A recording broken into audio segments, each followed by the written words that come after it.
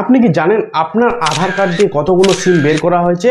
আপনি জানেন না? তো চলো কিভাবে আপনি জানবেন যে আপনার আধার কার্ড দিয়ে কতগুলো সিম নাম্বার বের করা হয়েছে, এয়ারটেল, ভোডা, জিও আরও অন্য কোনো যে টেলিকম কোম্পানিগুলো রয়েছে। সবার প্রথম আপনারা কি করবেন, ক্রোমে যাবেন। ক্রোমে গিয়ে আপনারা লিখবেন সঞ্চার সাথী।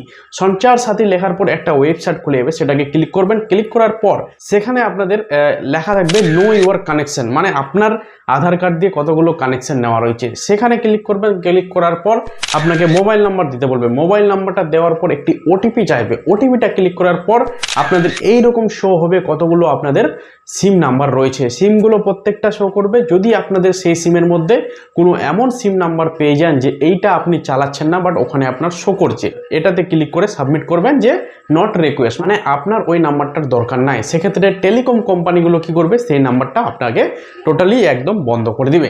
এক্ষেত্রে আপনি ফ্রড থেকে এবং স্ক্যাম থেকে বাঁচতে পারবেন যদি আপনার নামে কেউ সিম ইউজ করে, যদি সেটাকে মিস ইউজ না করে। তো অবশ্যই আপনারা কি করবেন, এইটা নিজে দেখে নেবেন নিজের আধার কার্ড দিয়ে।